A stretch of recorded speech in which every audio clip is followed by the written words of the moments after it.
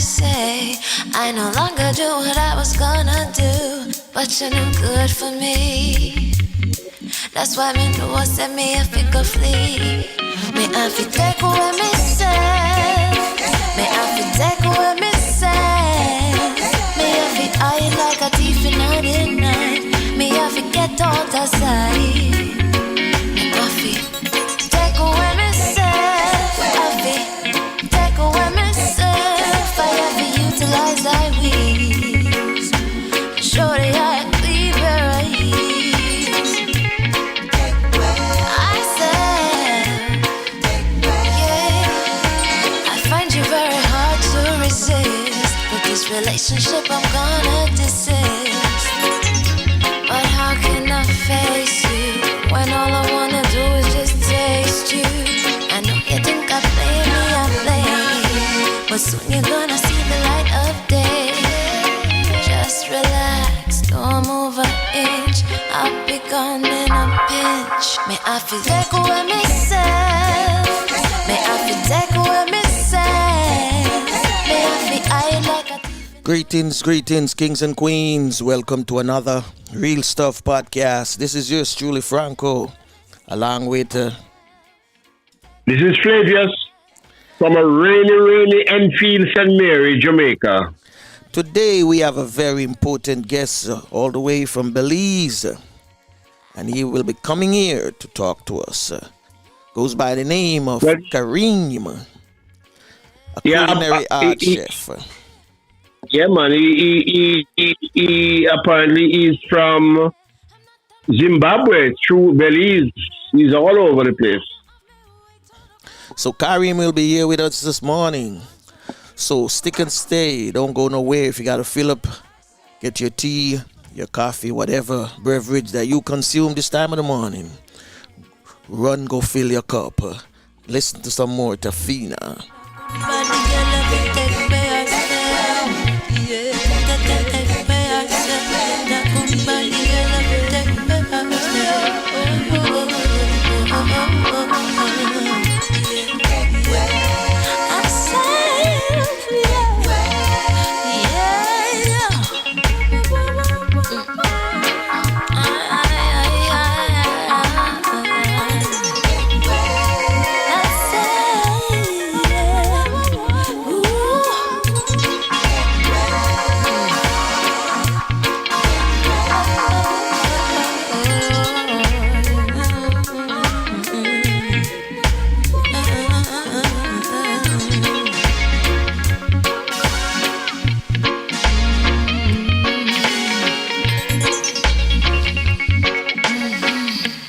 This is your very own sports, music, and lifestyle podcast with Flavius and Franco.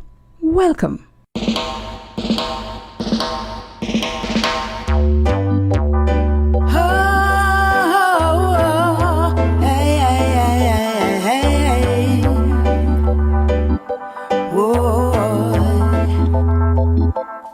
I wish that you were the man in my life. I would like to take you to my home to be with me forever. I really love you, baby. Really love you, baby. Want you forever. Really love you, baby. Really want you, baby.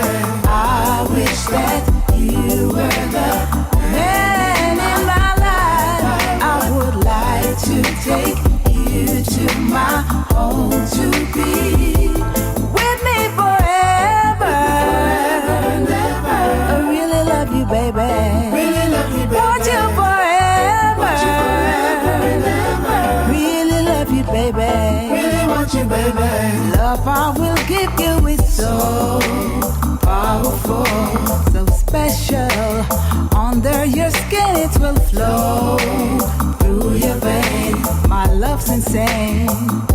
This love I give, I just can't stop. I just can't stop. It's in your face, even when you turn your back. And just like a magnifying glass, the heat that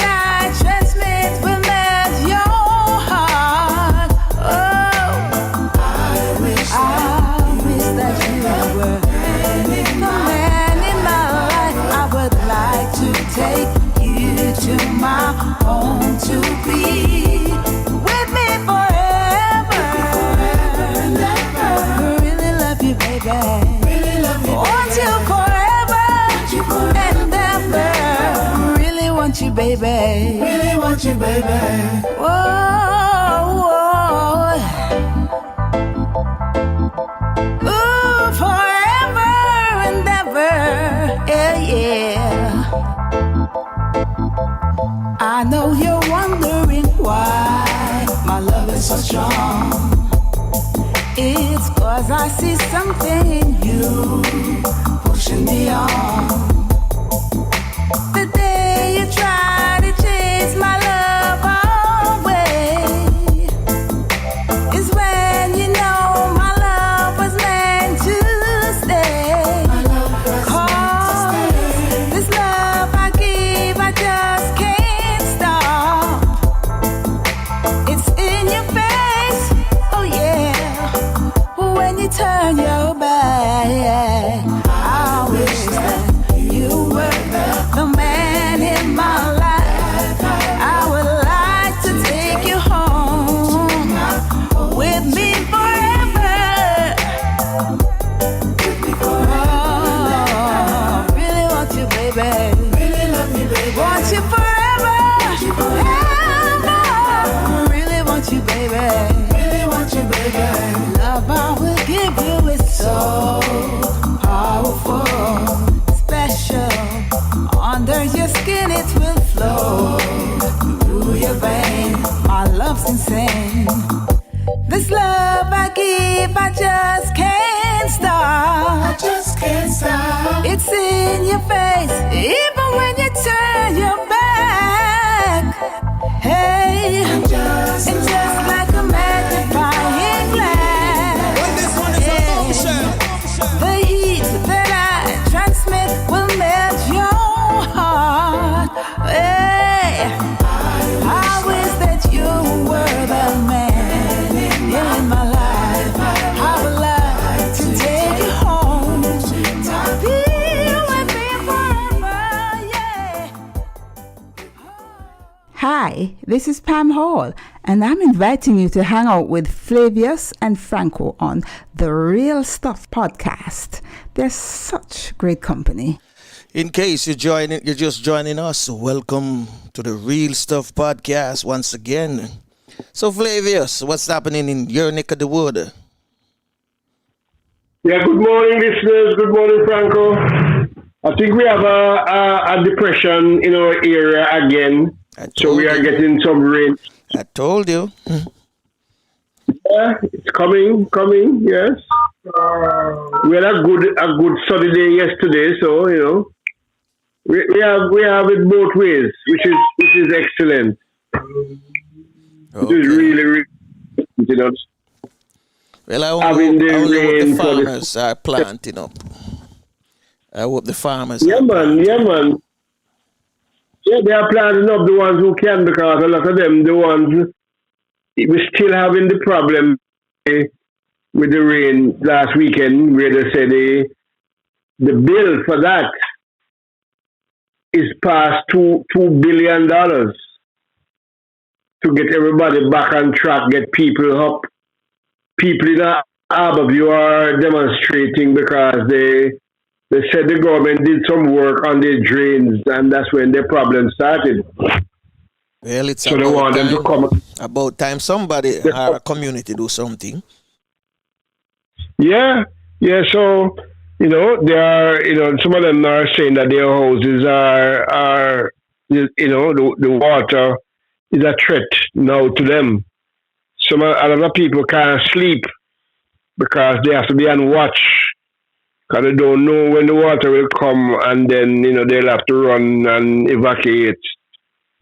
So all that is being looked after now. A lot of roads were damaged, a lot of roads were impassable. So they are clearing all. They put in a lot of work. The government say they have money to deal with everything. So hope that is so. And we can get back on track, because when these things come, there's nothing we can do about them. We have to just mitigate the whole thing by doing what is required to keep the water in a channel. Mm-hmm. Now, what is happening is that the channels that they have, the drains and all that, a lot of them are too small. When you have a massive rainfall over a long period of time, so they overflow the banks and create havoc. So they're looking into improving the whole drainage system, and diverting all these waters into a controlled space. And they go, they can go straight out to the sea without doing any damage. Yeah, it's about time, though. It's about time. Oh yeah. I want to switch a little bit. Yeah. I want to switch a little bit from Jamaica to England. Dan, our man on the ground in London, he sent me some links this morning, and it's some serious thing going on in London. London coronavirus cases, COVID-19 spreading across capital with more than 13,000 weekly infections. The figures show, and it goes on to say, COVID-19 is spreading across London with more than 13,000 cases in a week, according to official figures. They also show that 6 of the 10 boroughs with the highest coronavirus rates are now in West London, with the second wave having first hit the east of the city the hardest. Okay. Him say it continued to say around 7 to 8% of the cases are people aged 60 to 79. So more of these individuals are getting infected as the disease grows in the city. Why? They're not They should be at home. Well, most of them have, when it eased down, the first wave eased down, they were on the road.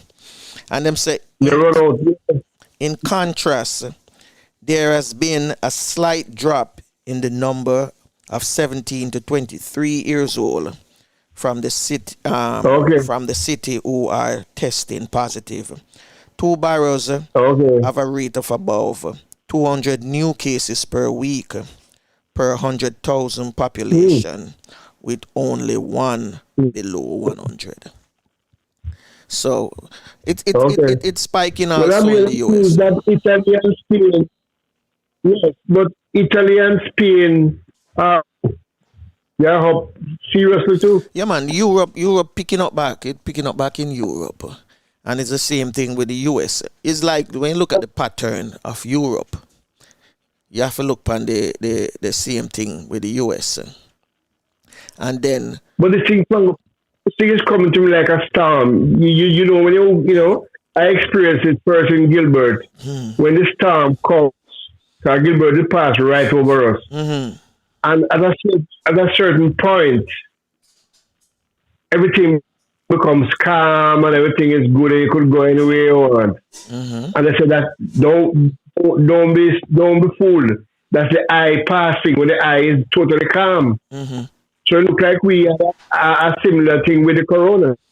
Yeah, but the spread and the back end of the storm now is coming at us harder.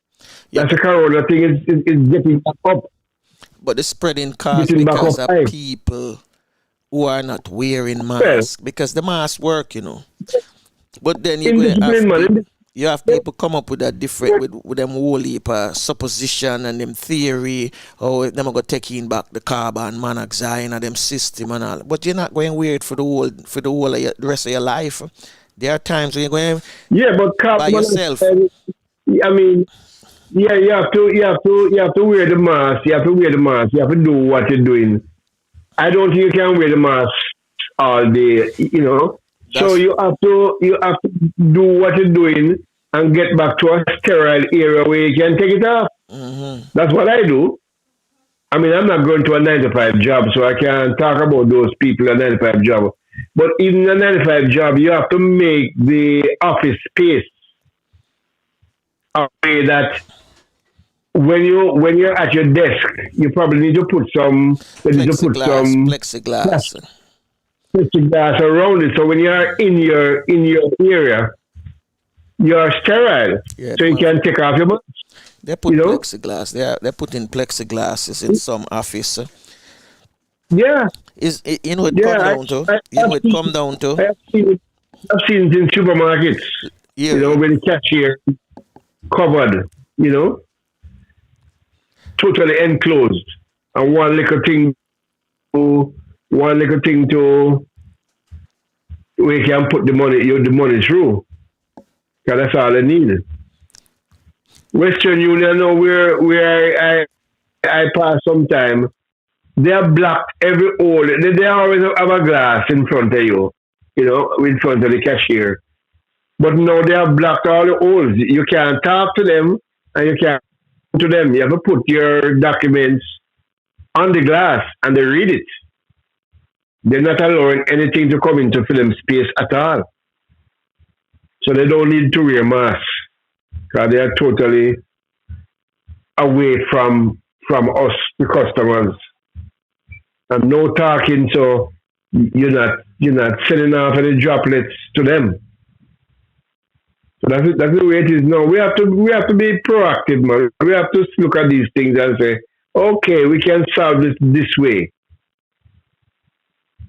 And as we speak, Franco, the rain has subsided and here comes the sun. All right, let's get into Did You Know now. Hello? Yeah, let's get into Did You Know now. Oh, yes. Okay. We are still on the food situation of the Caribbean, and we're going to talk a little more about the food this morning and also about the nutrition element of the region. So, nutrition ties right in with the food, the whole food thing. How are we feeding ourselves? Are we doing a good job? What percentage, of us are malnourished? So let's hear Alison, please. Today we will conclude with fruits, citrus, papaya, golden apples and banana. Competitive pricing in key European markets, which undermine the industry's profitability. Strict quality demands imposed by UK supermarkets, which make it harder for Caribbean producers to compete. Banana farming in the Windward Islands is carried out by small-scale producers rather than plantations. Statistics on CARICOM banana production, yields and area harvested for the years 2008 to 2013 are available for download. They are sourced from Faustat. Why invest in bananas? Governments are taking steps to find more disease-resistant banana varieties which can, in turn, make the industry more profitable in the future, such as Jamaica's work with Honduras varieties of bananas that are more resistant to black sigatoka disease and are better suited to value-added banana products. Creating more value-added products from bananas may increase earning potential for banana farmers. Bananas help you reach weight loss goals, keep your bowels healthy, provide nutrients that regulate heart rhythm, and have vitamin. Food and nutrition insecurity. A fraction of the population suffering from food and nutrition insecurity. Hunger is associated with food and nutrition insecurity, while undernourishment is a reflection of chronic food insecurity, Martinez et al. In 2009. In the Caribbean, from 2011 to 2016, 19.8% of the population, equivalent to 7.5 million, is estimated to be undernourished. Some progress has been made to reduce the prevalence of undernourishment in the region. The percentage of the undernourished has declined from 1990 to 1992. 8.1 million people, 27%, were undernourished. The Millennium Development Goal targets, which ended in 2015, showed that the Caribbean observed a 7.2% reduction in the undernourished population. Although the reduction occurred at a very slow pace, the target was achieved. Food and nutrition insecurity trajectory. The prevalence of food inadequacy is an indicator used by the FAO to determine the percentage of persons in the population whose food access is deemed to be insufficient. For the 1990-2013 period, there was a general decrease in the prevalence of food inadequacy in the Caribbean, Table 5. The CARICOM Islands have made progress over the past 25 years in reducing undernourishment, as most have met the global hunger targets, and the United Nations Millennium Development Goals, FAO, 2015. Agricultural modes. Agriculture played a dominant role in the Caribbean economy. Agriculture in the Caribbean changed from plantation monocropping of sugar cane in the 17th century to a diversified production, which includes banana, citrus, coffee and cocoa. Two main agricultural systems used in the Caribbean are subsistence and commercial farming. The two agricultural systems vary considerably. Subsistence farming is mainly practiced by resource-poor peasant farmers on small land holdings, while commercial farming is carried out on a larger scale. Both small and large commercial farms exist. The smaller farms supply the local market, while produce from the larger farms is exported. Large commercial farms have a well-established marketing system. Important plant crops. Post-plantation agriculture in the Caribbean saw a shift from sugar cane monocultures to a more diversified system that included fruits, mangoes, oranges, pineapples, vegetables, tomatoes, cucumber, and root and tubers, cassava, sweet potato, yam, which are considered the most important staple crops. Traditional crops such as sugar cane, banana, and rice are grown mainly for export. According to the FAO Statistical Yearbook 2014, Latin America and the Caribbean account for 8% of the global production of fruits, 13% of global roots and tubers, and 7% of global cereal production. However, vegetable output in the region accounted for a small percentage of the global output, Yearbook 2014. I am Alison Goodness, with today's Did You Know, for Wednesday, October 28th.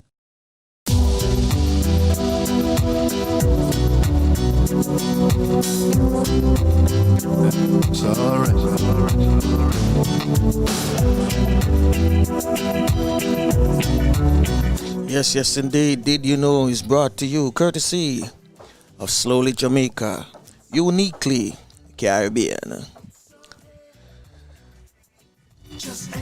The music of Mr. Wayne Harmon, It's Alright, It's Okay. We'll be right back in a few minutes. It's okay. Just stand firm in the face of adversity and watch them fade away, away, away.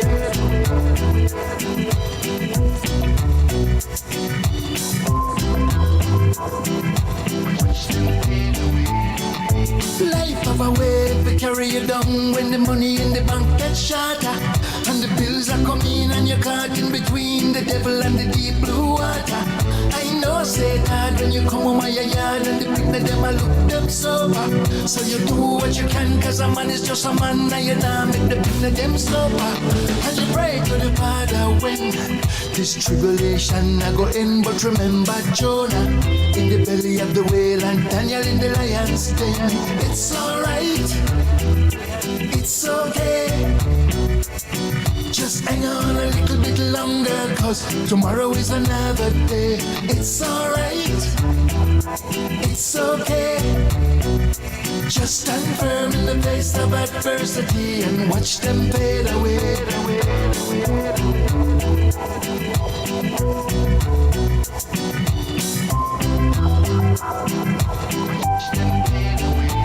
I say time of a wait, we test your faith, so you got to have enough endurance.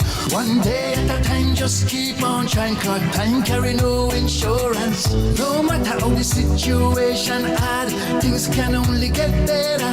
Just have some faith, everything will go great, cause nothing ever lasts forever. And you pray to the Father when this tribulation I go in, but remember Jonah in the belly of the whale and Daniel in the lion's den. It's alright, it's okay. Just hang on a little bit longer, cause tomorrow is another day. It's alright, it's okay. Just stand firm in the face of adversity and watch them fade away, away, away, away, away, away, away.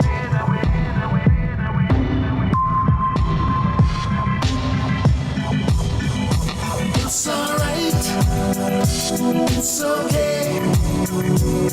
Just hang on a little bit longer, cause tomorrow is another day. It's alright, it's okay. Just stand firm in the face of adversity and watch them fade away.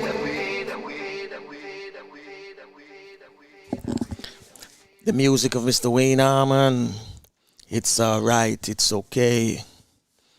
We're gonna link up now with Karim out of Belize this morning. That's where it's at this morning, Flavours, right?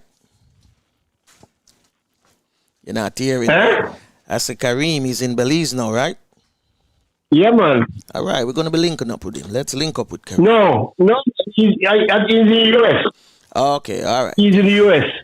Wherever he's at, we're gonna link up with him.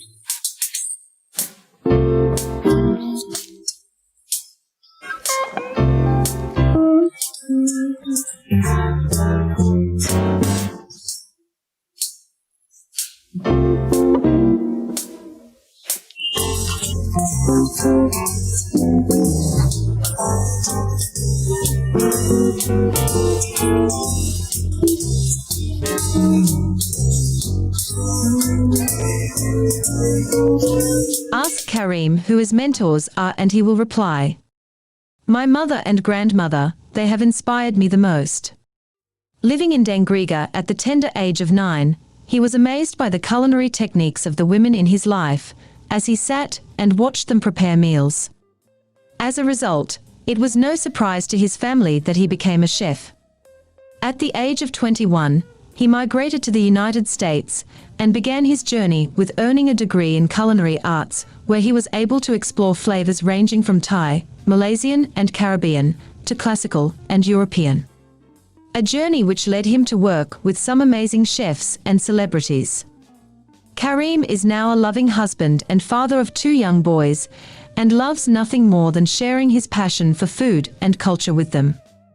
He now owns his own company that specializes in Afro-Caribbean and Garifuna cuisine that has a touch of modern influences. With a round of applause, please welcome Karim.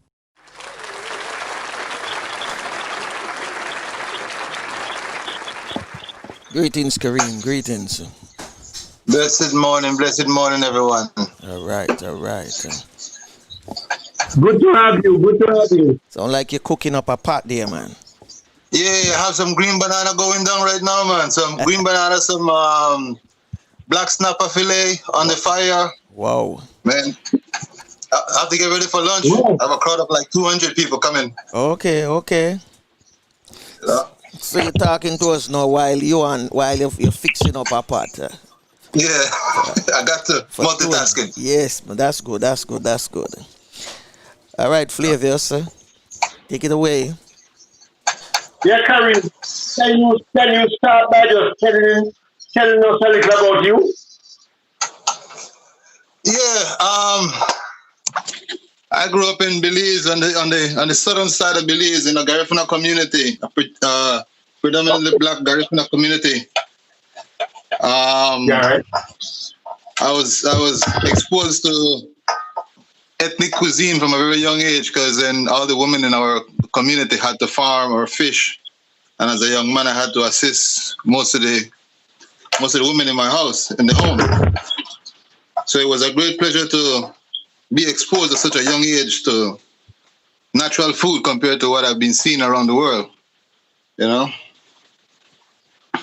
my inspiration started through hanging around my grandmother, my mom, my aunts who were cooking large pots of meal for the family. And I was like, yo, if they can make this food taste so good with simple ingredients, then there must be a way to continue this tradition throughout the rest of my life. All right.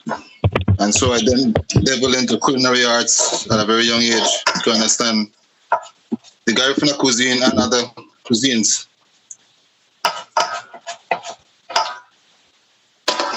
Right, bro? Yeah, man, we hearing you. All right, bless. Yeah, so as a child, I used to get up early and go to the farm, help grandma plant down stuff, come back from farm before going to school and for education after school, break time, we shift back to the farm again to make sure that the birds don't eat the seeds or animals don't trample the flowers or stuff like that. Mm-hmm. But it was always been about the farm. The farm is the source. The farm is the life, So most of my cooking and most of my experience has always been around a farm. So I continue to do that tradition up to this day. Okay. You I see you send some pictures there, and you say you do everything all natural too, like your herbs and all of them things there. Everything that they. What are some of the herbs they use? Whew. Oh man, let me start. Fresh basil, culantro, cilantro, thyme, basil, rosemary, oregano. You have some wild basil that we find in the jungle of Belize that is so powerful and flavorful. Lemongrass. What you'd normally find in your traditional Caribbean family yard is mostly or predominantly what I use in my cooking, because then that is what resonates with everyone who. When someone is eating a dish, there are certain elements of it that resonates with them best, and sometimes the herbs takes them back to a place or an experience that they. So I try to make that connection through the herbs. Okay. Because I was reading up this morning where a guy was telling you all the herbs that we have is a reason why God gave us all of these herbs. The herbs is our medicine. You understand? Our food is our medicine. If we don't have our medicine, then we can't be good. Right. And especially now with COVID, you need more medicine than anything else, more natural medicine than anything else, right? So let me ask them. Your dishes, then you do a portion of Garifuna cuisine as well. Yes. For the Garifuna cuisine, it's how would I say? Garifuna cuisine has a tendency of being like what you guys call in Jamaica aita. Aita. Okay. All right. A lot of ground food, fish, herbs, a lot of love behind it. So for me, it became an easy avenue to get into, because of the fact that Ital is roots. Yes. You really can't mess up an Ital dish unless you don't know what you're doing with the Ital. Right? You're absolutely right about that. Right. They have a few green banana and a fish head, some coconut milk, some basil, some habanero pepper, and that's a meal. That's a big healthy meal right now. I hear you, Papa. I hear you. And then for us, it is the cross utilization of ingredients also too. In the Garifuna cuisine or in Garifuna culture, I found out that you take coconut milk and use it for almost everything. Yeah. Dessert, soup, salads, entree, So there's a versatility that allows us to be very creative, especially now. Because of the fact that when man talk about, I eat healthy, what is healthy actually? Yeah. Healthy is not the highly processed stuff you find in a box. Healthy is the stuff that you grow in the yard and eat from the yard. Right? And Garifuna cuisine Garifuna culture promotes a high level of the independency of being food sovereign. Yeah. I hear a lot about the food sovereignty. And it's something I'm just learning about the food sovereignty. And it was just yesterday I was saying to another brethren that the Caribbean can be the food belt for North America and South America. But we have to come together. Righteous. Yeah, we have to come together. Unity is needed. Absolutely, absolutely. I was looking back at a video. I think this was done back in the late 80s. I'm going to say the late 80s. I'm not too Okay. sure, but it was Michael Manley at a CARICOM assembly. Conference? Uh-huh. Yeah, and he was explaining to them about agriculture, how we as the Caribbean can really supply North America. But Yes, man. it was something that they had set up. So I'm not going to elaborate too much on it because I want to make sure. So I'm going to do my research on it clearly and come back the next time, maybe tomorrow when Ivy is here. I will. Yeah, but let's look at the reality of what we are, though, bro. We have very fertile land. We have very industrious people. It is not that we're not capable of, no. We are capable of providing enough food to sustain the Northern Hemisphere. Yes, yes. It's just that the political leaders don't see that vision as how we see it. And for us to change that, the home garden must come back. The home garden must be the initiative to trigger. Sure. Because then if a youth know that he can plant food and grow his own food to survive, he ain't going out there to rob nobody. He ain't going out there to stab and hurt nobody. That's true. Right? That's true. He ain't got That's true. time. He's very productive then. But if a youth know that he have to go out there and grind to make a little bit just to eat, it's gonna be a harder challenge at this. So I would advise any political leadership or leader to let us put true will and power behind providing sustainable agricultural products and services to the Greater Caribbean and beyond. Yes, yes. Right? Yeah, man, it's Because vital. then- And we have everything. We have everything in our powers because we have the land space and then we have the rainwater. We don't And you have have to the worry. sun. Yeah, and the sun. We don't have to worry. Then those are the main ingredients. Right. So we don't have to worry about that. But So with the main ingredients there, we have the golden egg. We are the golden egg. yeah, man. Right? Yeah, man. We It's just can't a be matter for us to. It's a matter for us as you say, like you in Jamaica, you have a garden, I have a garden in Belize, right? But if we can put 10 gardens around the Caribbean countries that can provide food to supply, let's say, St. Vincent and the Grenadines, that covers one area of the market that we don't know. St. Vincent is guaranteed food secure. It's guaranteed food sovereign. Yeah. Let's go to the next CARICOM country now. And one by one, we continue to build the independence of food sovereignty. All right? So, yeah, man. Food is king. That's Food true. is key. That's true. That's true. That's true. Right? You know, let me ask you. I want to ask you this because have you heard about the master class? Professionals. Masterclass. Yeah, professionals come on and they have videos that they're showing you how they do this and they do that. And have you ever thought about doing anything like that? Yes, I've thought about it, but I always said to myself that true learning, especially for us right now in the Caribbean, we have to go back to the roots, the foundation. You know, Yeah. if you're going to learn about farming, you have to get your hand dirty. You can't in a virtual class and think you're the farming, and that's how you work. Right? Some areas of the cooking aspect can be done like that, but I would believe that cooking is more hands-on than anything else. Absolutely. Food is very hands-on. Food is very hands-on, I would say. Not say cooking food. And that area, though, a masterclass has its benefit because it targets a wider area, target audience of people that you can generate income from. But it's a true message being sent out. Yes. And are we getting back the positive result that we need from the masterclass to say that, okay, I've seen a difference in my community from partaking in this. Right? Because then that would be the changes when your neighbor could say, bruh, I'm doing good. I ain't got to ask you for no sugar today or no rice today. God bless. Yes. Then we know that we're moving on the right path.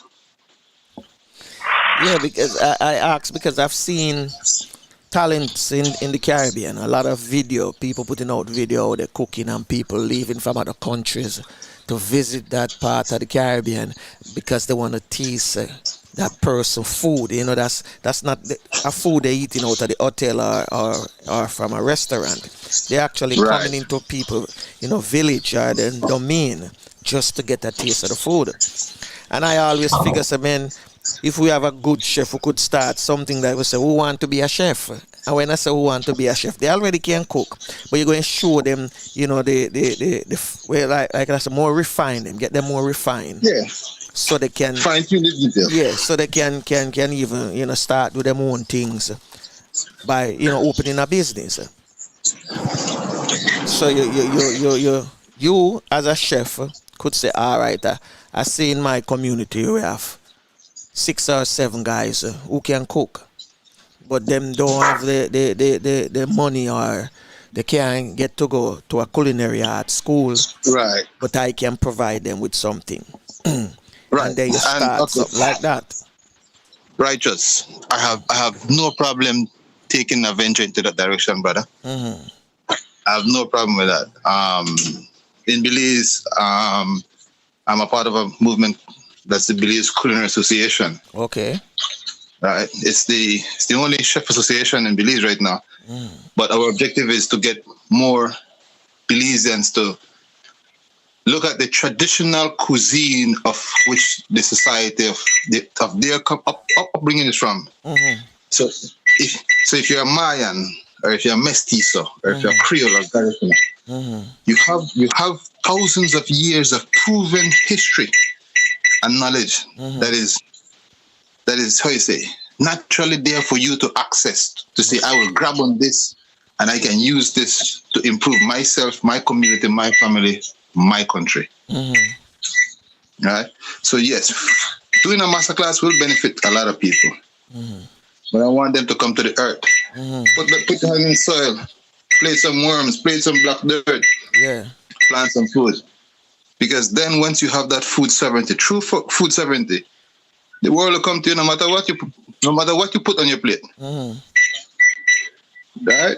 So yes, it is an initiative that I would look to take on, especially now that I'm out here. And with the small company that I'm developing, yes, it is an avenue that I can use to generate income, but it's also an avenue that can be pushed to market more of what the Caribbean and other nations have to offer that are very unique and indigenous to this side of the world. Okay. So on a daily basis, what your alright, so for today you say you're cooking up some nice fish and thing. Yeah. Right? So what would be the appetizer? Appetizer can vary from the use of breadfruit. I use a lot of breadfruit on my menu. Breadfruit chips, make a breadfruit lasagna. So for appetizer, we're looking at cassava, green banana. We're taking those and we're converting them. So I take, I give you cassava, for example. I make a dumpling out of cassava. Right? And that dumpling is very light and fluffy. Inside of it, we stuff the dumpling with a hash fish. Okay.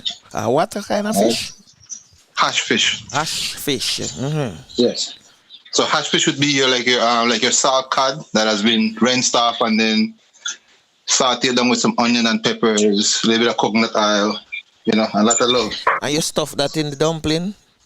You stuff that in the dumpling dough. Oh, in the dough. Okay. The dough. Like you make a small ball and stuff it inside. As it is. Yeah, man. You give me ideas now, man. You give me ideas. You have to remember that food has to be reinvented, Nanate. Yes. Right? We always think that dumplings should be something solid and heavy. My interpretation of dumpling is very light and airy and fluffy. Right? And this is what you do this dumpling? Is it fried or you put it in the oven? Fried. Oh, you fried it. And the codfish is in the middle of it while it's frying? Yes, man. Whoa, yeah. Damn. So then when you bite into that, now you get a big flavor of cod, the herbs, and then the dumpling on the outside for the crunch. Okay. Right? That's so then we look appetizing, boss. We look at a regular, let's say a regular Caribbean ceviche, conchs and shrimps and everything. Okay, we do a deconstruction of that.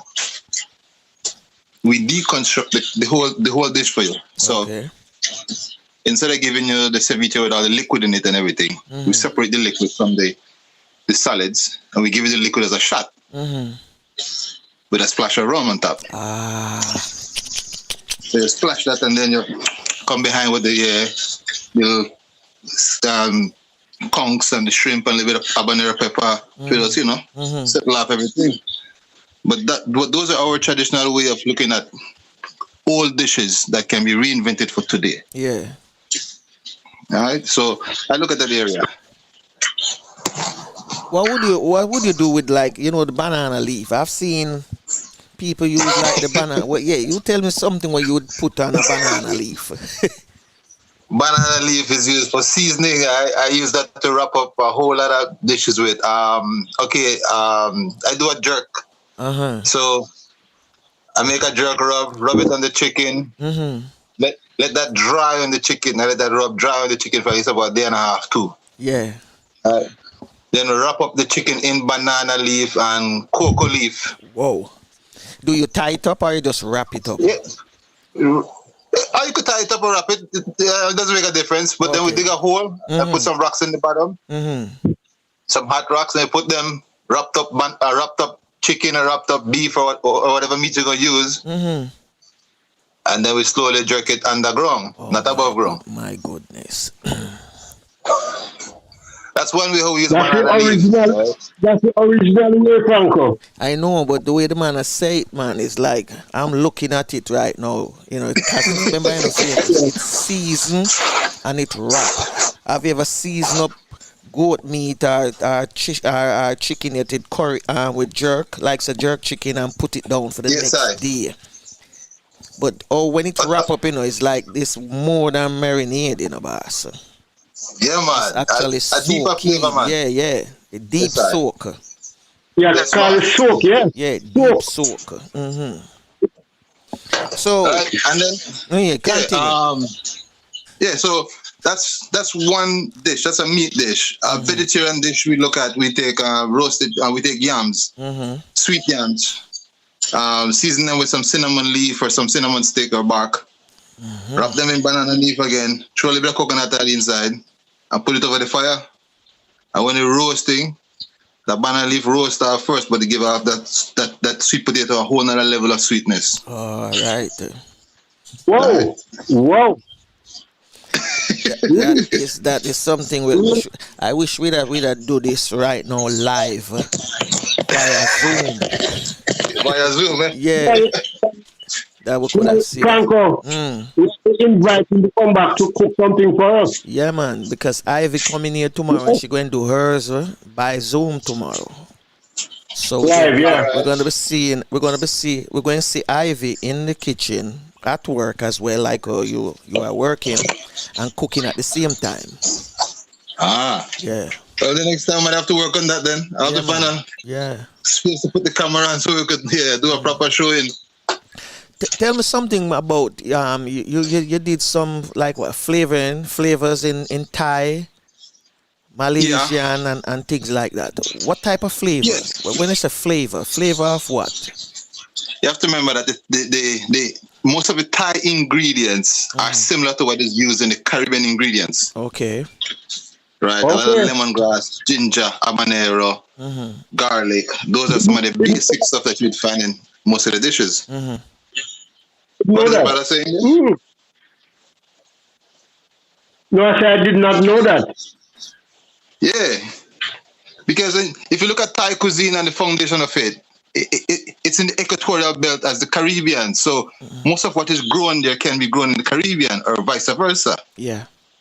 Right? Okay. So then Thai cuisine has a high influence of Latin influences or say Portuguese influences then, to be exact with you. Right? Because it was once occupied by Portugal. So then let's look at our cuisine. Our cuisine in the Caribbean is very diverse. So diverse it is, it's madness. Right? Yeah. Right. But you look at, I give you one dish, like a fish head stew. Right? You can get the same fish head stew you do in Jamaica in Thailand. Okay. Whoa. Yes. The same ingredients going to be used. Cocoa, dasheen, everything you put in it, you go find it right at Thailand too. Yes, I see. So, the food has changed. Yeah? Food has changed drastically because then I can cook a French dish without even going to France. Yeah. You know? I figured that.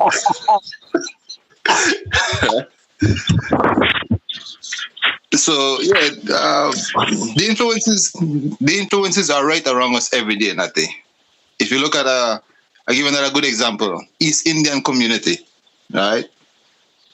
East Indian community, you have the pulore, your dal, your roti, all these stuff that are traditionally East Indian. But you look at India, the country, you find those same identical dishes on the panel. What part of India you go to?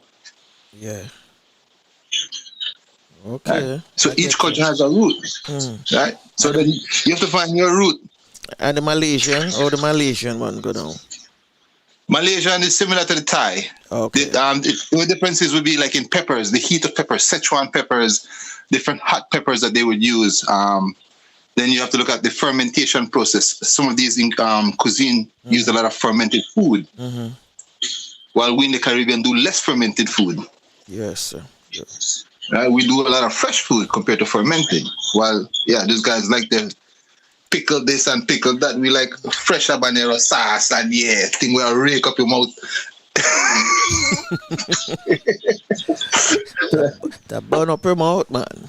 Yeah, I've seen a cooking show where this guy traveled all the way to Malaysia to get all of his herbs and spices and things like that. And they were saying that the best cinnamon comes from that side. Yeah, from that side. You know, even you want cinnamon, you go there, so forget cinnamon.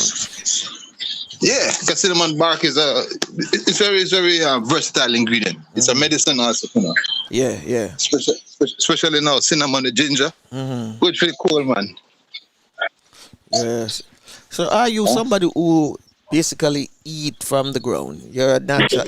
You wouldn't consider yourself a vegan, though. No, I'm not a vegan, nothing. Okay. Because I eat from earth. Yeah. What the mighty judge have put on earth, you believe in me? I go farm it and hunt it. Yes, sir. Right. I come from a culture whereby we have to hunt for sustainability, not for mass commercialization. You know. But today is a different market right now. Today is a market whereby you go to farm, you have to raise 10,000 chickens to make you save money. Back in the day, I just want 2 chickens and I'm good. Yeah, true. You seem to be like somebody you use the coconut a lot too. Yes. Yeah. Oh my God! In every aspect, I use coconut. Yeah, I love a coconut like myself because I love coconut. I will just get one coconut, smash it, and just eat it like that. A great item, put it in some porridge as well. All right, like for tonight, we're doing a cassava porridge tonight. Yeah. Right? For tonight. So it's grated cassava, baby cassava, peel off the skin, grated. The milk together, right? Strain it, everything. The milk, you save the milk. And then you go season that milk with coconut milk now. Yeah. Boil that slowly. Add some cinnamon, nutmeg, and some sweetener. Agave, honey, brown sugar. And by the time you finish, you have a porridge. In the Garifuna world, we call it saho. It's very healthy, and it can be fortified. All right. So I would fortify mine with a little bit of moringa, you know, which grows out here, wild again in the Caribbean, plant. Right. And but coconut is using everything, nothing. Yes, I see it in the pictures. Let me hear. That's why I drop even it. Dessert use coconut. Even the greater coconut used in a dessert. Yeah. As a trifle, in a cake, in a pudding. Yeah, nothing gets thrown away. Well, I know the trash. We usually use the trash, the coconut trash. The trash is the seasoning for the meat. Yeah. Oh, for the meat? Yes, man. All of our meats, all of our meats are smoked with coconut husks and coconut shell. Oh, tell me about it. Tell me more about that. Oh, you really do that? Well, I can cook, but I don't have that culinary skill, you know. I look at the coconut shell since it's dry, like firewood. Okay. But firewood with a lot of seasoning and flavor on it. And the husks are used as a smoking agent. So when we smoking our meats, beef, pork, lamb, goat, or whatever, there's a whole bin of coconut husks mixed with seasonings, dry seasoning that's mixed up and soaked. Yeah. And then that is fed to the fire to keep on making that layer of coconut flavor. So when you bite into it, all the meat tastes like coconut. So yeah. That's the secret ingredients. I just smoke of the flavor.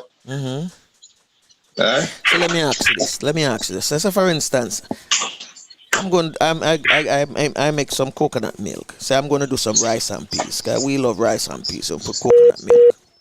And I want that on right now. Yeah, and I want to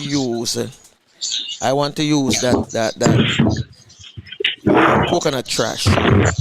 I could use, you say I can use the coconut trash as seasoning. So I could have my seasoning mix up with my coconut trash and season up my fish or my chicken, my beef, whatever.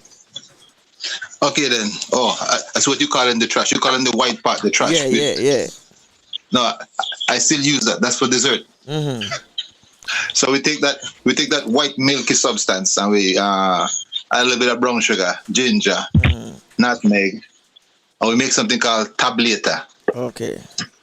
Which is just coconut and brown sugar normally the two main ingredients along with some spices. And you cook that down like you're making a caramel till you get thick and brown. Don't let it stick to your finger because you go burn through. Yeah. I know that burn. So we take that aspect of it and we convert it into a sweet. Next aspect I look at is to dry it out a little bit. Put it in the oven, dry it out, and then I use it as a garnish on salads, on appetizers to give it another accent of flavor again. Okay. So there's no limitation to coconut, bro. We would make one similar to that. We call it grater cake. With the white.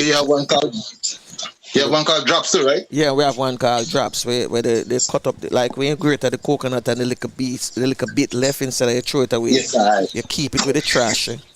And then mix it with sugar and thing and put it in the oven and make it as coconut cake. We call it drops. Some people call it coconut cake, some call it drops. The greater cake, I know the little white trash is the same coconut trash. I never put, some little red thing on it like cherry for give it a little color in it. Righteous. Yeah. Alright, there's another coconut dish that my grandma taught me. Since you tell me about this coconut thing, that give me think so if I go to a fish now and I go put it on the grill, I go season it in the coconut trash. I stuff the coconut trash in it and with seasoning and put it on the grill. But the amount of coconut trash you're gonna add into that seasoning is gonna be not a lot. Because remember because it's oily too. Yeah, and it's gonna release the oil inside not that. a lot, just like a sprinkler. Some people say that's a dash. You're righteous. Just a dash. A dash of the thing, goes a long way. Yeah. Alright. You're about to tell us another coconut dish? Yeah, well, there's multitude of coconut dish. I use coconut with cassava. You have cassava down there, right? You grow that down there? Yeah, Flavours have that in Jamaica, yeah. I'm in Miami. All right then. Okay, Flavours. I take cassava, make a mash or a puree out of it. Okay. Right, so I steam the cassava and then pass it through a tammy to get all the fine pieces, and then add coconut milk or coconut cream to that. Normal coconut cream that is grated from the top, and then fold it into that coconut, seasoned up with some cilantro, salt, pepper, and that's a healthy vegan-based starchy meal. Okay. And then I would serve that with callaloo and fried fish, or but just pure item. Strictly item. Oh yeah. Yeah. I love your menu.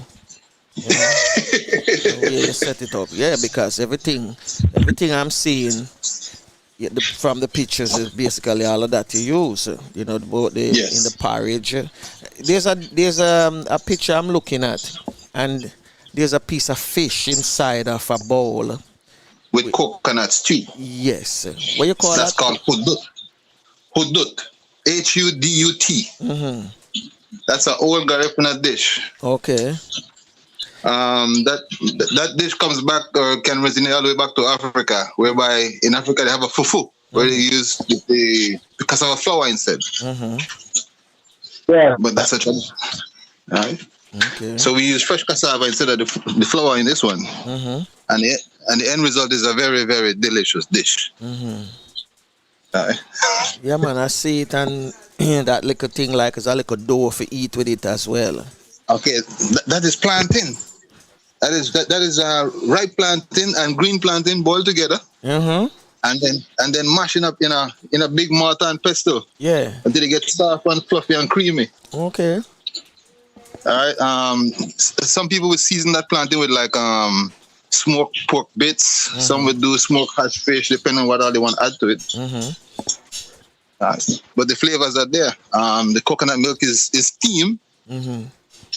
And the fish is actually steam inside that milk with a little bit of culantro, habanero pepper, okra, salt, pepper. Yeah.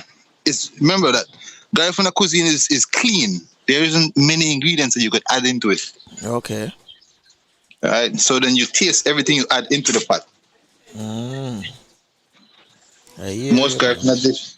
Most Garifuna dishes are no more than 8 to 9 ingredients, the most. 8 to 9 ingredients. Yeah. Simple and clean. So you get to taste all the natural flavors of the product you add into the pot. Sound wonderful, man. That sounds wonderful. So, as somebody with I need to get back a Marta, Franco. a Marta, yes, the Marta. Yes, man. Because this planting green and ripe planting mix up, that sound like me. Yeah, man. They sound like me.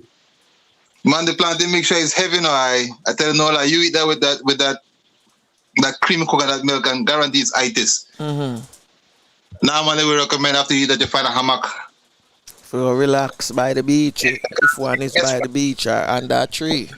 Righteous, under the tree or by the beach, and have something cold for simmer down because you're going to take effect. I want to know something. Say, we have a thing we call seasoned rice, where we cook rice, we cook it with, say, codfish, maybe some dry shrimp, or we use ackee. So, a mixture of different things. Some people just go with the ackee and tomato cut up and thing and throw in the rice and cook it, they call it seasoned rice. Some use dry shrimp. Okay. What would your dish be like? All right, then. When I present it like that, I would take the coconut white rice. Right. And I would add the same salt cod. Saute that down on the side with some onion and peppers and fold that into the rice. And make it something light. Not a heavy dish, but a lighter dish. Okay. All right, so I'll use like a long grain rice or maybe a jasmine rice, or something light and fluffy, and then take that cod, fold it in, season it up properly, and that can be a small dish that goes in a lettuce wrap or a lettuce leaf, and it's 100% healthy. Oh, you fold it into the lettuce, or could you fold it into like a cabbage leaf too? Yes, man. And stuff it down in the rice. Yes, I. Oh, you serve the rice into it, Franco. No. Him not say serve. Him say stuff it down into the rice. No, man. When you cook, you leave off. You put it into the lettuce meat. It's a different thing him talk about, man. I talk about. Okay. Yeah, man. Karim. 2 ways you can do it, brothers. You can do it 2 ways. You can take the hash fish or the cod, wrap it in cabbage leaf, right, and put it inside the pot as you're boiling the rice. It gives off the whole flavor. You can take out that whole entire cabbage leaf mixture and then garnish your rice with that. That's one way. The next way, you can cook the rice separate and the cod separate, and then fold in both into each other. And that's not what I'm thinking. That's the way. And then present it. and then present on a fresh lettuce leaf that you can do like a wrap or a roll. Yes. And that's Right, that's why I asked about the cabbage, because I know the cabbage can steam quicker Yes, in the rice.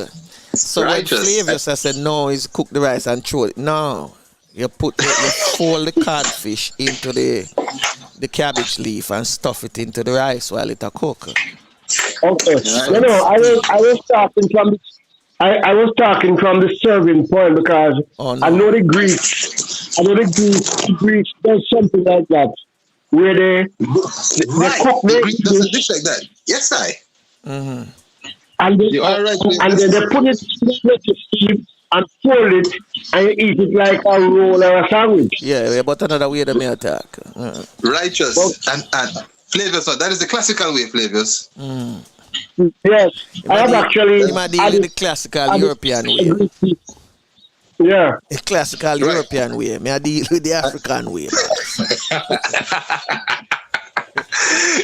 So if I deal with the classical European way, no, I deal with the African way. African style, yes, sir. I Because the European way. am just dealing with my experience. Oh, okay. Actually, Okay. Righteous. experience, Righteous. No, we and see. it was very nice. It was very, very nice. You see me, Rakim. I'm a cook, you know. I'm not a chef. I'm a cook, but I love to try different things at times. I love a mixture of things.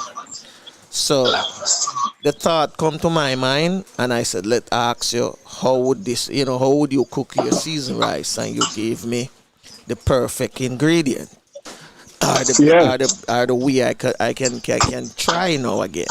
Yeah, because Method, yes. Because you use a rice name that is a fluffy rice, the jasmine Righteous. rice, very fluffy, Yeah. and it cook quick.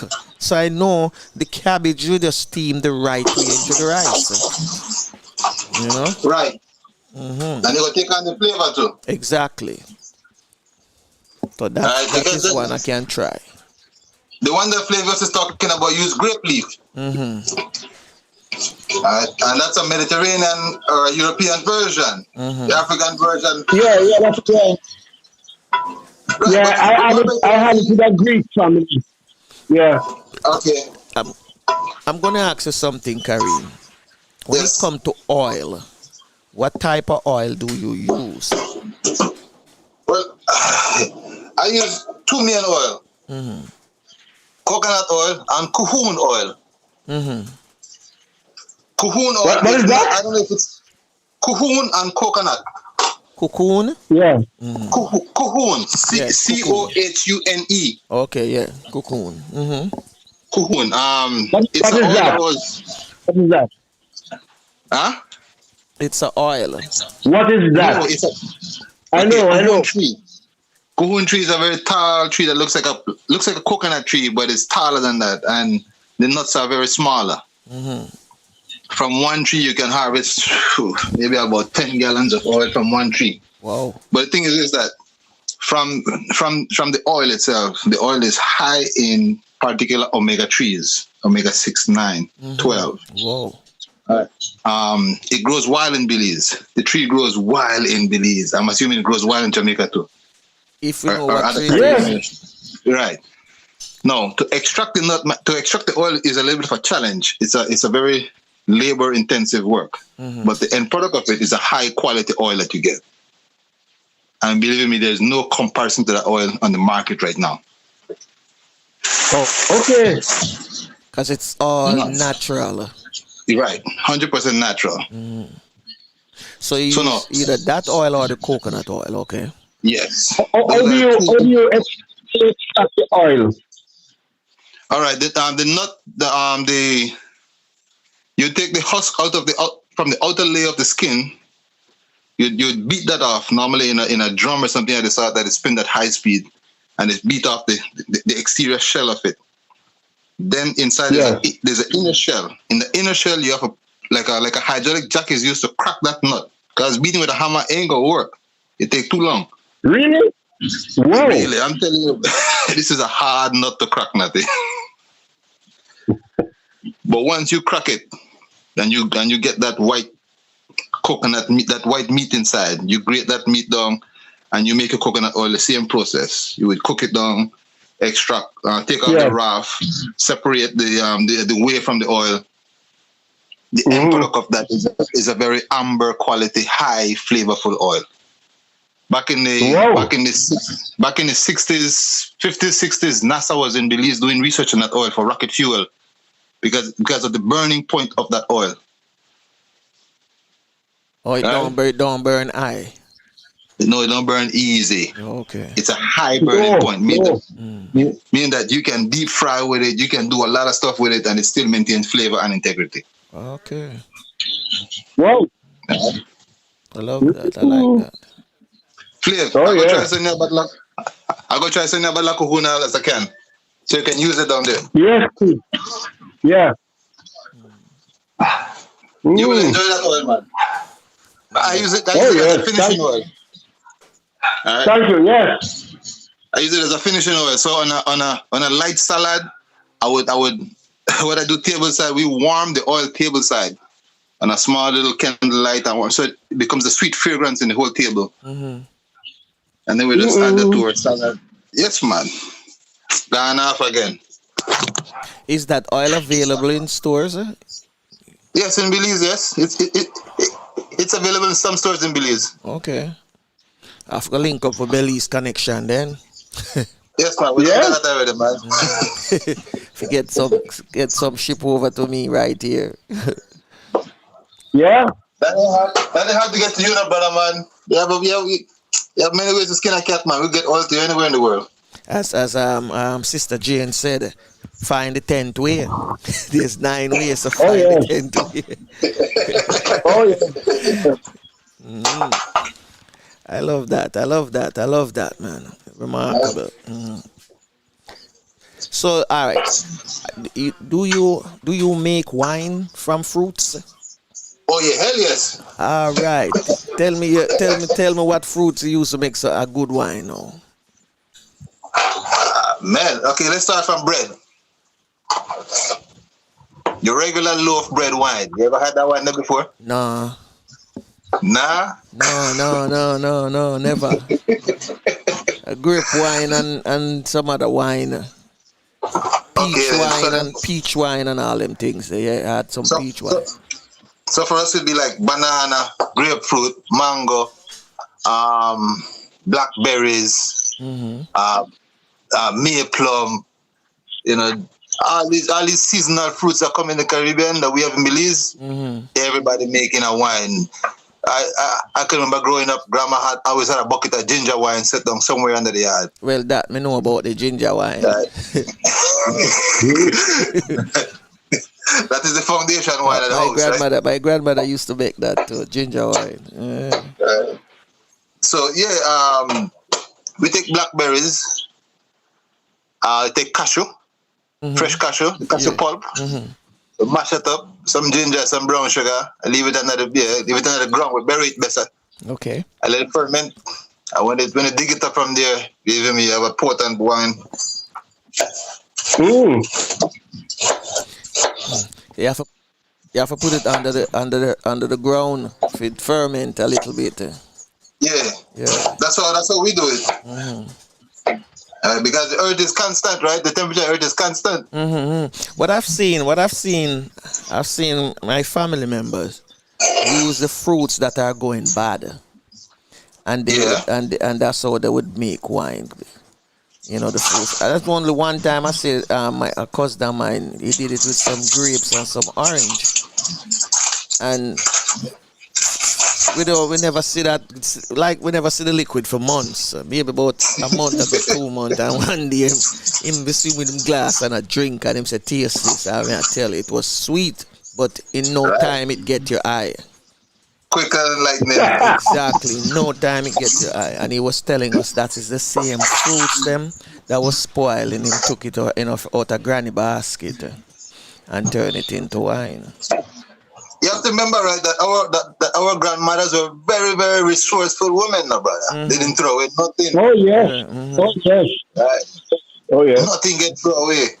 If you had trust that the chicken are gonna eat it or the dog are gonna eat it, something else, but it not go to waste so easy. Yeah. Right. And the same roots drink to turn into wine, can turn into wine too. Just make it ferment for a while. And yes. You ever had coconut wine? No, man, bread wine and coconut wine. No, yeah, this is news to me, boss.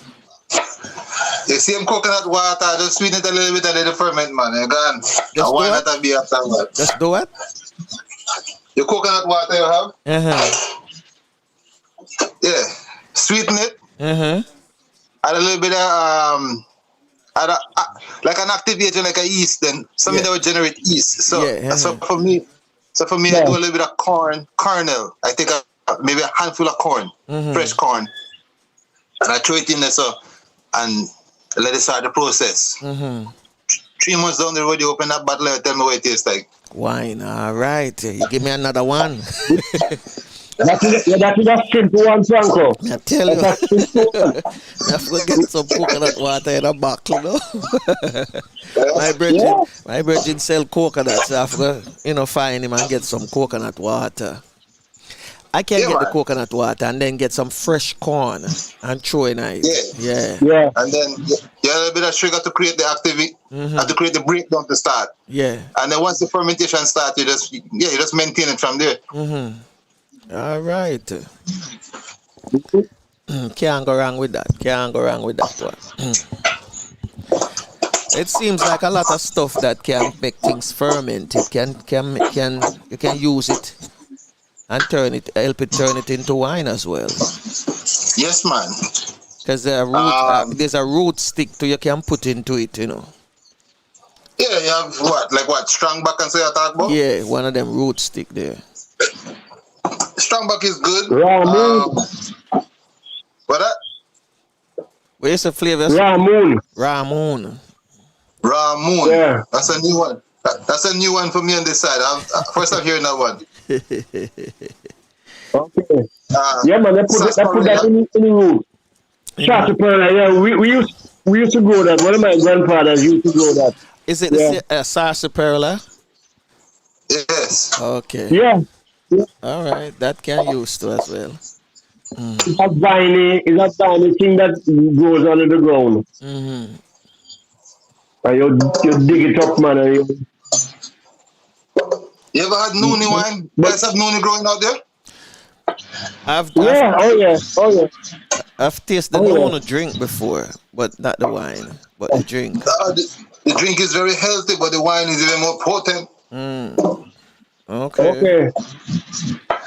All of these I'm jotting down, so I'm gonna check them out, Yeah, man. Because these are natural stuff, real natural stuff.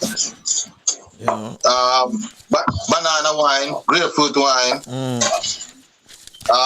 That's the one. That's the wine. Okay, a friend of mine was in locked up, and he told me that when him used to get him orange and him grapefruits along with grapes, they used to give this guy who would turn it into wine for them.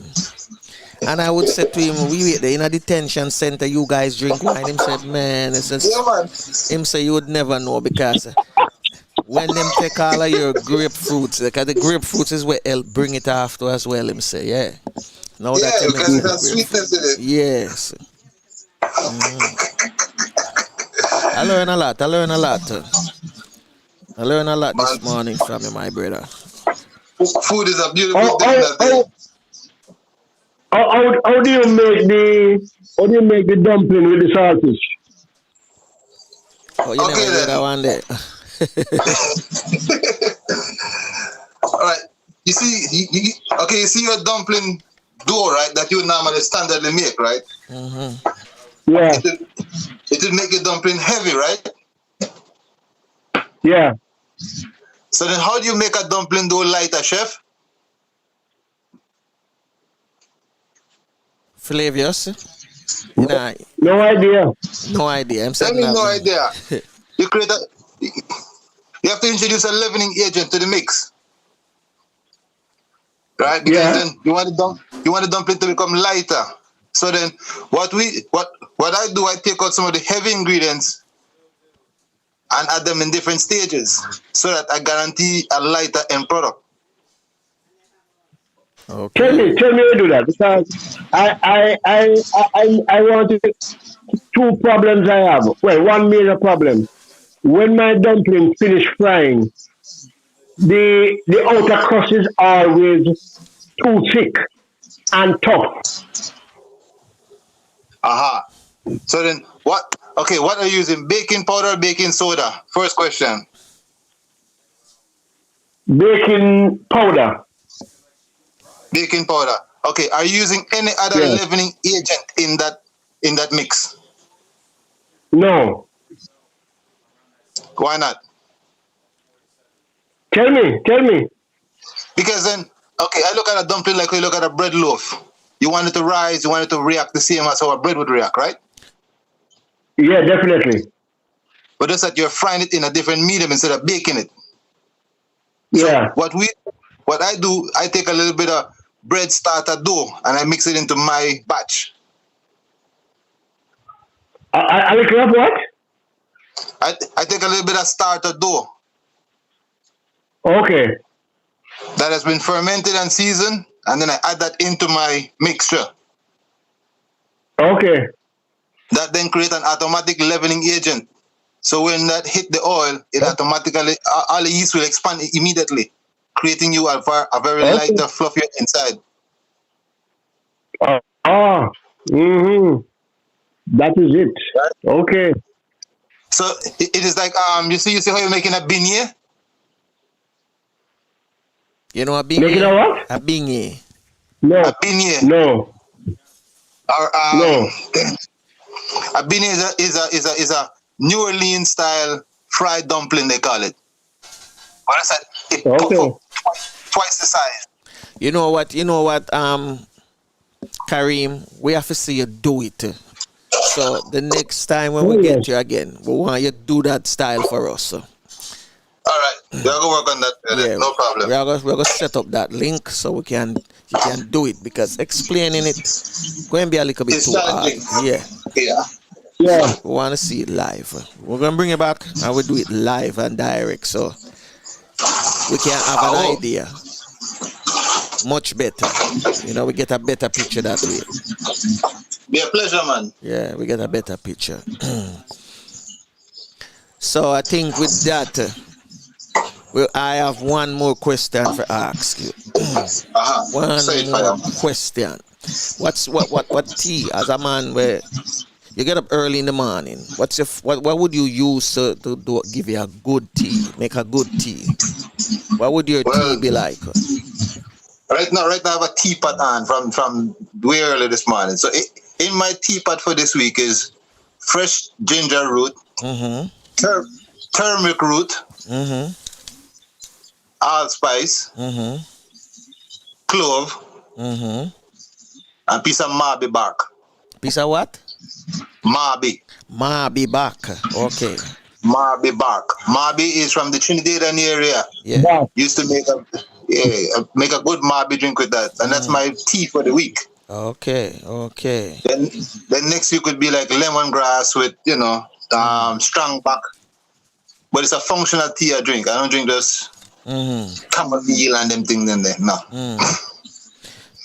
Did you did you mention turmeric root? Yes. Yeah. Turmeric root. Okay. All right. Not the powder. Not the powder. No. That's the root. The root. Yeah. Turmeric root. Fresh root better for you than powder. Yeah. No. All right. I got that. So that's a traditional tea I would have in the morning. In the evening is a different kind of tea I have in the evening. It would be a herb tea then, A herb tea. Any Yeah. special herb? You can't say it, man. You can't say it, because you see that herb. You see that herb. My auntie used to drink that herb, and surprisingly, that's what's one of the tea where I always wonder how most people never drink it when it can drink instead of smoke it. Man, I I drink so much of it, it's crazy. Yes, and she, you know, the reason why she used to boil it and drink it because that's the only way she could have beat my grandmother. Because if she smoke it, my grandmother could smell it. But when she take it and boil the tea, you know, she don't smell it, and then she would put down some for herself, or she just add a little bit of Wincarney's wine to it.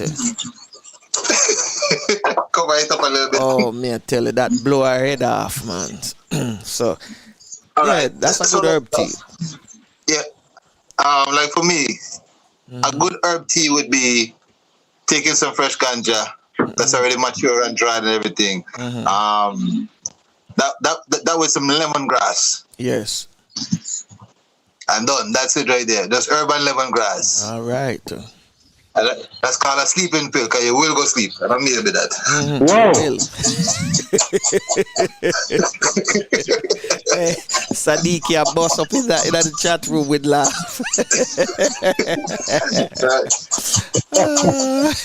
But I also use it in my cooking. Right? I use it in my everyday cooking also. Yeah. It's flavorful. Well, I have clients who request that their meal must have that particular herb in it, or else they will not enjoy their food. You know, there was a movie I was watching, you know, and some guys, right? They want to make the chicken. They were selling fried chicken, and this guy would buy it and season it up with the fried chicken, you know. Season fried chicken with it, and trust me, man, that was the fastest selling chicken on the block. There is a company. Hey, I give you a better joke. There's a company in Los Angeles that's about to roll that out right now. Yeah, the seasoning. Whoa. Marijuana fried chicken. What? I could bet you no lie, they gonna have a long line when they open. Yeah, because I see the movie, man. I see T.I. and this guy named Mike Emps do a movie like that. And trust me, man, the chicken was selling like crazy. Worse than crack. Yeah, and they would show actually, you know, it's by accident a bag fell into the frying oil. And them never know, and them just fry the chicken in the oil with the bag inside there, and them frying out. So why the chicken just a sell? Why the chicken a sell so? One night them a clean out the oil and them fry the fragments of the marijuana. And them say what? Well, we have to use this. So there it goes, man. Yeah, man. Yeah, man. I use it in everything. I use it in dessert, soup, salad, appetizers, in every aspect I use it in. All right. Glad for you that. We're gonna bring you back, and we want you to show flavor yourself. We do that dumpling dough with the saltfish seasoning at the middle, you know, so that we can make more of it. Pleasure, Oh yeah, man. So we know you have to run because you have people coming in. Yeah. Pretty soon, so we give thanks for you taking time out of your busy schedule and, you know, telling us some of your stuff. Yeah, man. So you have a blessed day, my brother. One love. One love, and thanks very much for the opportunity, guys. Welcome anytime. Yes, thank you very much. And I'm going to call you and see if we can schedule things for early November. Okay, then. We can come back on, yes. Thank you very much. All right, brother. All right, my Have a brother. blessed day. You too, man. One love. Okay. Yes, Flavius. Yeah, man. That was This morning was a learning morning, man, about good food. Chef Karim right there. So Yeah. man, some really Yeah. good food. Yeah. It's nice, yeah. Now, as him tell me about the herb tea, man, him bring back memories of my auntie, you know. I've had it on occasion. Yeah. Nice. The flavor is nice. But The flavor is very nice. you see when that thing a boil, you remember those box herb where them used to give you when you go back to school, wash out. Yeah, man. So it smell, you know, when she a boil it. So Yeah. my grandmother always okay. get trick because she thinks as one of them I go get washed out. Somebody I get washed out. or somebody I wash out themselves because they must eat too much what they're not supposed to eat. Mango. That was my aunt, man. She a slide in for her thing, and when she put that down for cooling, and she drop some wind cornies wine in that. Trust me, man. You see her with her cup, with her mug, a sipping, and you wonder where auntie a sip. One day, man, auntie said, taste it. That wasn't no tea. Yeah, man. So, yes, Flavius. Give thanks for all of you who take time out today as well to participate in the chat room. I want to big up Angela, Siddiqui, and also those who didn't participate. So tomorrow we have Ivy Flores from Belize. She'll be giving us the Belizean cuisine via Zoom. Live, yes. Yeah, via Zoom, live and direct. So another cooking experience. So you're going to be seeing it this time. So Flavius, give me your 2 cents and then we get out of here. 2 cents towards R&D, respect and discipline. Because it is proven now that the mask is probably the only real weapon we have to fight corona. So we got to use it up. At least to stop it from getting to you and your family. So we need the mask. And of course, if you don't go close to people, then you cannot spread it and they cannot spread it to you. So we need to keep to ourselves more physically. Get close with your telephones and your emails, and you have video calling now and all these things. So it's not like first time, you can actually see your people, your family, and all that. You can talk to them, you can see them. So use that for the time being. Use that up a lot, and keep away from people on the roads and where you go. And of course, you must set yourself a coming home protocol. Must. Remember, I always say you must keep your home sterile, and when you go out, you have your protocol that you can maintain the sterility of your home. Come home, take off the clothes, that all kind of things, is on, come up, goes on it and it sticks on it. You don't know, you don't want to find out and say, oh, I'll just go down the road and we never talk to nobody. Don't matter. Come home, get it off, put it away, and wash yourself. Put on different clothes, sterile clothes, so you don't need a mask and all that in your house. You can be very, very comfortable. But when you leave your house, you have to be very vigilant. You have to be very strict with yourself. Very important. And of course, you know that anything you touch, any place you touch, chances are you're picking up something. So make sure as you get home, you do the necessary. Have a full shower, wash your hands properly. And I mean, they tell you about to sanitize, but they also tell you that soap and water beats all. So get yourself cleaned and so you can integrate back into your house. So R&D is it. Respect, if you have respect for your family and your friends and your neighbors and yourself, then you have to be disciplined to keep that going. So tomorrow, it's right. Cook and curry, and of course, Portrait Corner. So we're mixing it up. We're mixing it up for you. Okay, we're going to make Lufabu Esini with the Our Father in the Garifuna style. You lead us to Fula. You belong far away away. Ajuguala leva buseru. Lida mua, lida sungfula. Lida mua, lida sungfula. As always, take care of yourself, your loved one. Remember, prayer changes things regardless what religion you belong to. You must pray. Continue to pray. Tafina to take us out. Well, unfortunately, this is it. Till next time. Bless.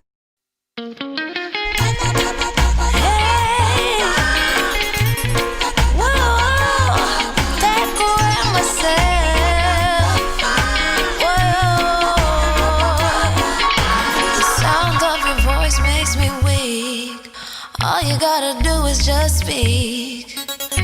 One word is enough, and I'm no longer so rough. I forget what I was trying to say. I no longer do what I was gonna do, but you're no good for me. That's why me know what set me a figure flee. Me I fi take away myself. Me I fi take away myself. Me I fi hide like a thief in the night. Me I fi get out aside. Me I fi take away myself. I fi take away myself. I have to utilize I wings. Shorty I cleave her. Well, unfortunately, this is it. Till next time. Bless. I find you very hard to resist, but this relationship I'm gonna desist. But how can I face you when all I wanna do is just taste you? I know you think I play me, I play, but soon you're gonna see the light of day. Just relax, don't move an inch. I'll be gone in a pinch. May I feel take away myself. May I feel take away myself. May I feel I like a thief in the night. May I feel get out aside. May I feel take away myself. Well, unfortunately, this is it. Till next time. Bless. Shorty, I a clean pair of heels. I say,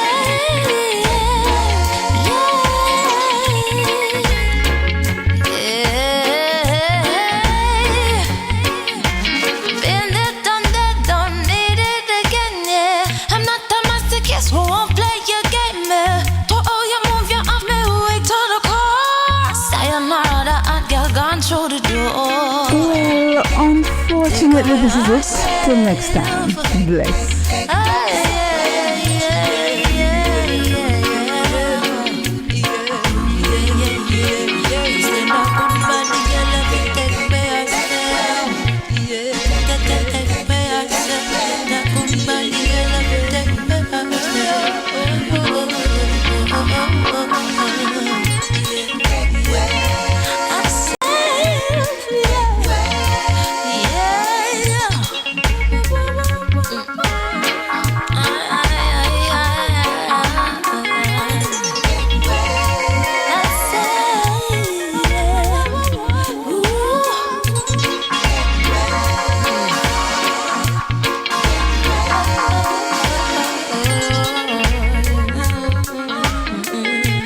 Well, unfortunately, this is it.